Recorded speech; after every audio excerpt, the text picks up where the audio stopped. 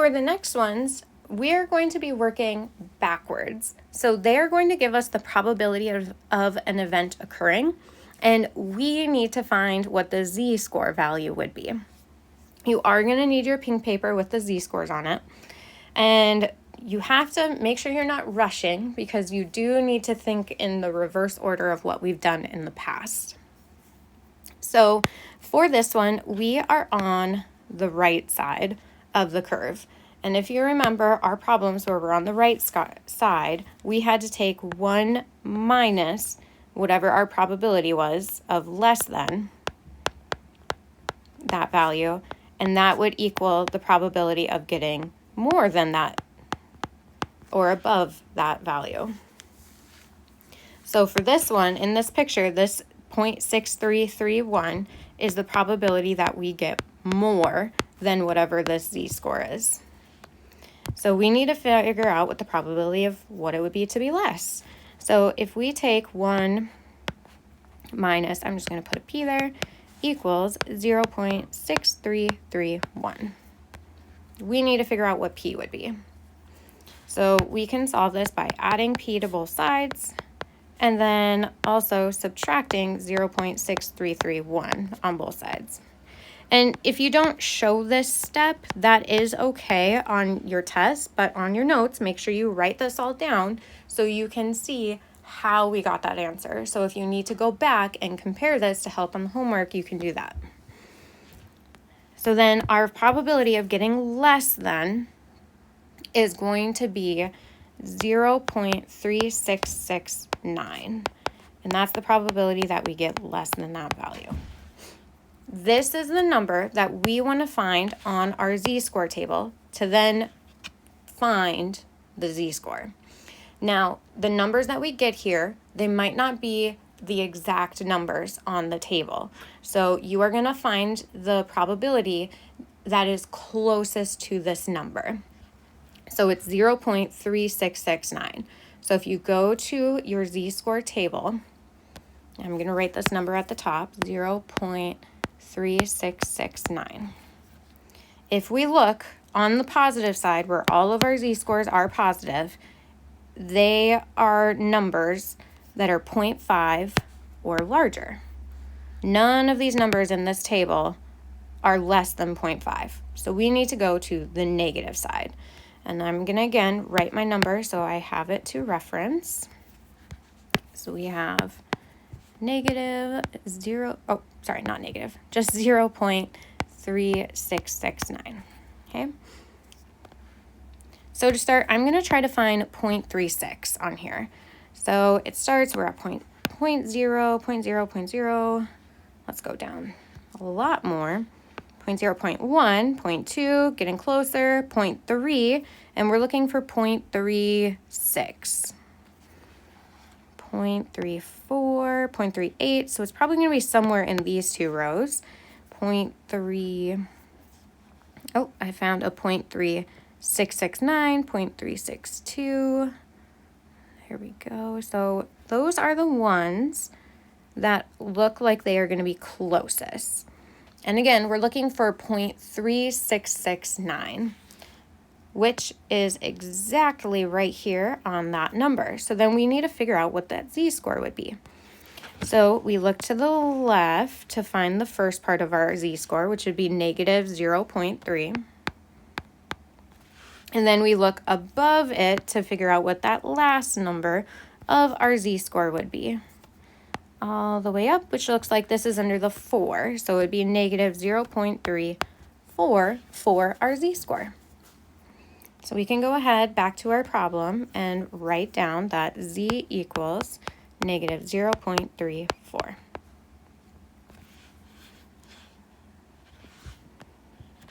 Okay. Now let's try our next one. Now for our next one, they want the probability between these two events. So if you remember, when they were in between the two events, we would take the probability of the event on the right minus the probability of the event on the left. And that would give us the space in between these, or the probability of it falling between those two values. So we know that when we subtract them, we get 0.4900.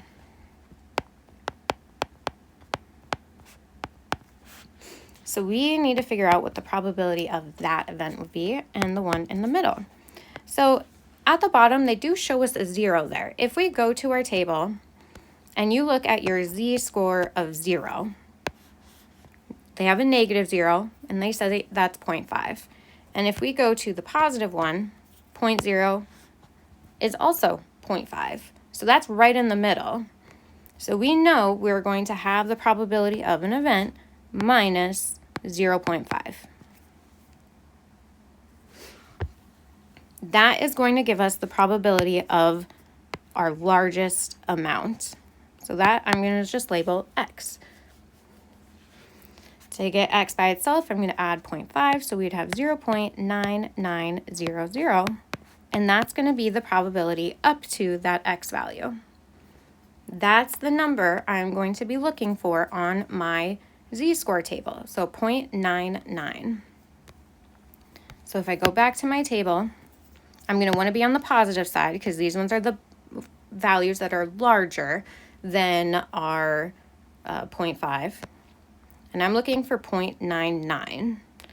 So if I scroll down, okay, I'm starting to see some 0.9s, and there was nothing after it. So I'm going to keep looking to see if there is something closer. So we have 0.9918, 0.992, 0.9901, so that's only 1,000th away, and that one might be the closest because there is no 0.9900.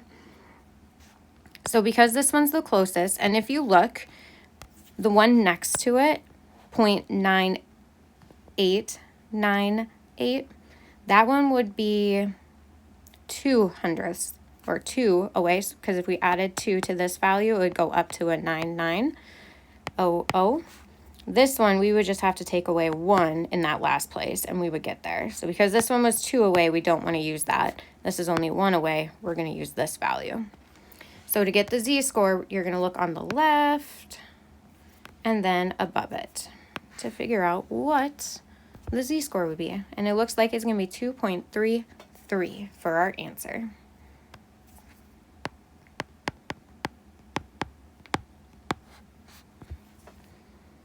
There we go. All right, so again, this one was in between two values. Okay, the next one. This one is also between two values where they gave us that probability. So this one, they don't show anything other than the z-scores are going to be the same, just one is positive and one is negative. So if we look, we need to figure out what is the probability that it's less than the negative z value. And because the z-scores are the same, just the opposite, and our curves are symmetrical, that means the tail on the left and the tail on the right have the same value. And we know all together, these are going to add up to 1. And we know in between them, it's 0.95. So if we take 1 minus 0.95, that's going to give us the value of both of these purple ones, which I'm just going to label x and x. Because there's two of them together, that would be 2x. So 1 minus 0.95, we get 0.05 equals 2x. Divide that by 2, and that will give us 0.025. That's our x value. That is giving us the probability of landing in one of these two tails. 0.0250. Perfect. So then we are going to find that on our, I'm so sorry, blanking, on our z-score table. So we're looking for this probability to get our negative z-score.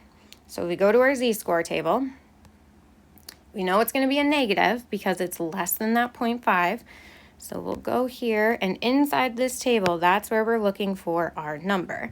And if you don't remember it, it was 0.0250. So looking at our numbers, we need 0.02. Okay, so we got 0.02 there. Now we're looking for 0.025. Let's see, 0.02. Oh, going smaller. Let's see. Oh, here we go. In the next row below it, you'll see they have exactly 0.0250. So that is our probability that we were looking for. So then to find the z-score, we're going to go to the left, use that number, and then go up to figure out what the hundredths place would be. So our z-score to get that probability would negative 1.96.